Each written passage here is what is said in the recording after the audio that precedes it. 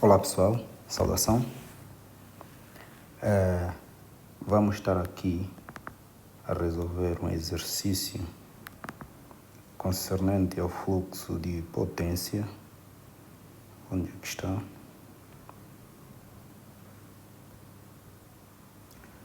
Bom, este aqui é o exercício concernente ao fluxo de potência que diz: duas fontes de tensão V1 de 120 com ângulo de menos 5 volts e a tensão V2 com a tensão de 100 ângulo 0 volts estão conectadas por uma linha curta com impedância de 1 mais 7J ohm.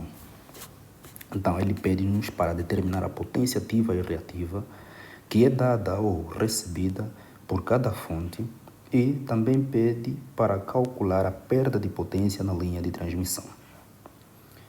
Antes de tudo, eu quero dizer que o áudio poderá estar meio assim distorcido, isto devido ao environment onde eu me encontro, no ambiente.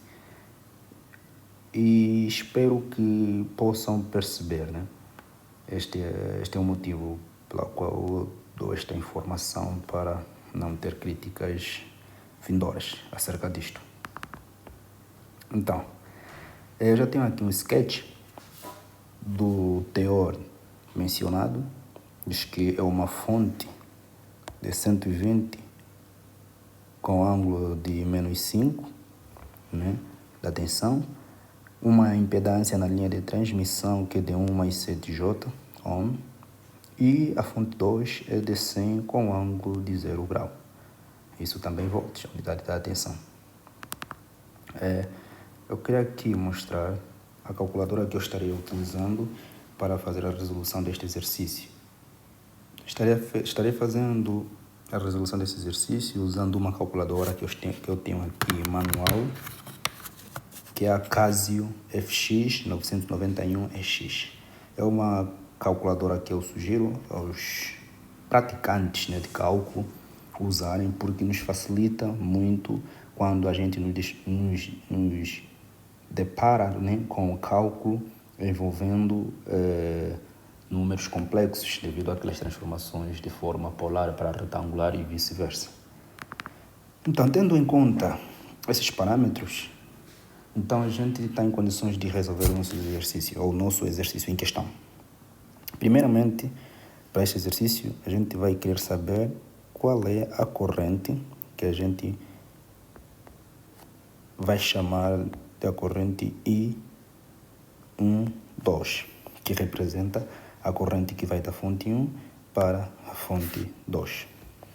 Primeiramente, a gente vai encontrar esta corrente, e a gente sabe que a corrente, pela lei de Ohm, é a razão entre a tensão e a resistência. Então, para esse nosso caso, a corrente da fonte 1 para a fonte 2 vai ser a diferença da tensão da fonte que nós estamos a analisar agora, que é a fonte 1, menos a tensão da fonte 2, a dividir pela impedância.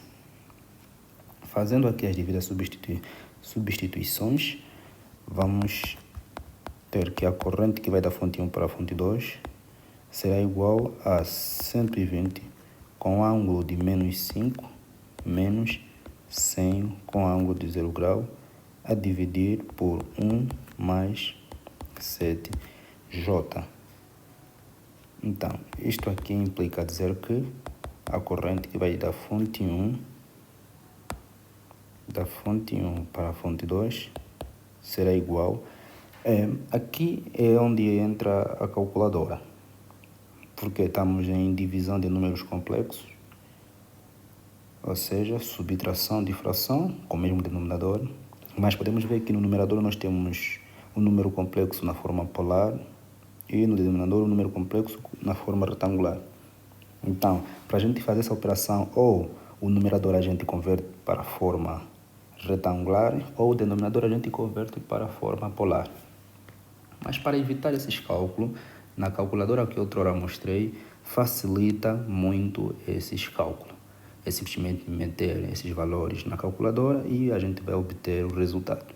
Mas quem quiser pode fazer esses cálculos à parte, e também podem verificar no canal, tenho vídeos relacionados a essas transformações. Então,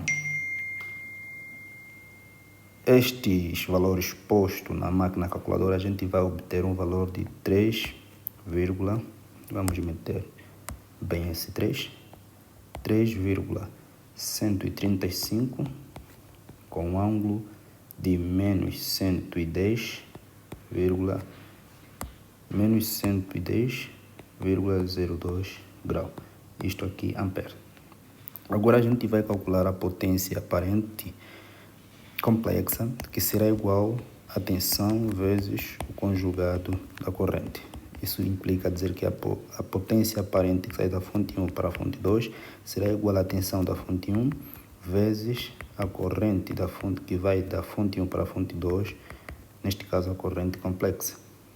Então, a potência aparente será igual a 120 com ângulo de menos 5 vezes a corrente que vai da fonte 1 para a fonte 2 é de 3,135 com ângulo de menos 110,02 grau. Isto aqui complexo. A gente sabe como é que é o conjugado de um número complexo. Então, o conjugado de um número complexo, vamos ter o seu ângulo. Se é negativo, vamos ter positivo. Se é positivo, vamos ter negativo. Nessa questão aqui, ele é negativo, então vai estar positivo. Então, 3,135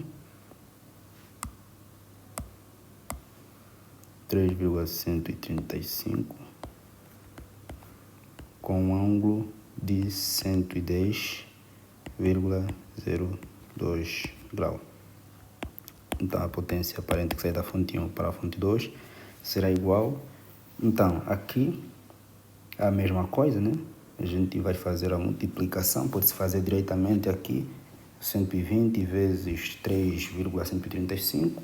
Isso a gente vai obter 376,2. E o ângulo a gente vai simplesmente somar, né? A gente vai somar os ângulos e a gente vai encontrar 110 não, a gente vai encontrar 105, né? Esse cálculo a gente vai encontrar 105,02. Isso aqui, volt, ampere. Então, nós sabemos que a potência complexa, ela é importante, né, na análise da potência, porque ela nos fornece toda a informação da potência absorvida pela carga. Essa potência a gente está se referindo à potência ativa e à potência reativa. Então, a potência aparente a gente pode escrever desse jeito. Então, como é a potência aparente que sai da fonte 1 para a fonte 2, isso vai ser igual à potência ativa da fonte 1 para a fonte 2, mais a potência reativa da fonte 1 para a fonte 2. Então, a potência aparente que a gente calculou, a gente encontrou 376,2 com ângulo de 105,02. Isto está na forma polar. Na forma retangular, para a gente encontrar a potência ativa e a potência reativa, a gente vai encontrar menos 97,5 mais 363,3 J.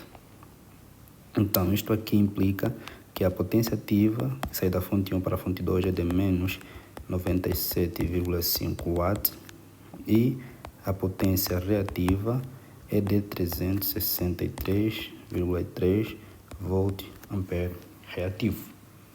Então, a gente tem algumas condições que a gente viu na sala de aula, como a potência que sai da fonte 1 para a fonte 2 é menor que zero, ou seja, ela é negativa. Isto implica dizer que a fonte V1 recebe a potência ativa. Recebe a potência ativa de menos 97,5 watts. Então, como a potência reativa que sai da fonte 1 para a fonte 2 é maior que zero, ou seja, ela é positiva, implica dizer que a potência reativa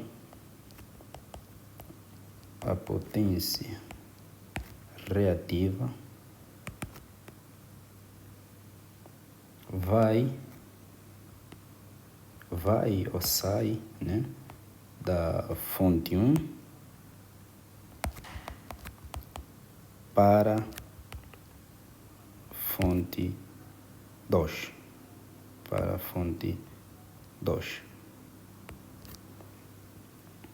Então, a gente pode mostrar que esse fluxo de potência, então, como é que seria?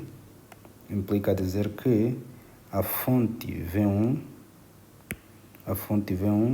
está a receber a potência ativa de menos 97,5 watts.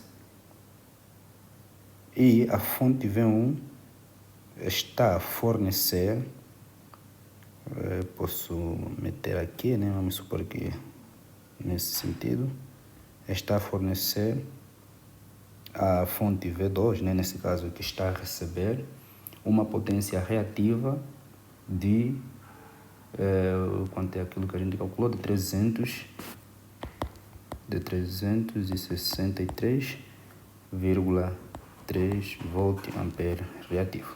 Então, na próxima aula, a gente vai calcular a corrente que vai da fonte V2 para a fonte V1. Nesse caso, vamos fazer o sentido inverso.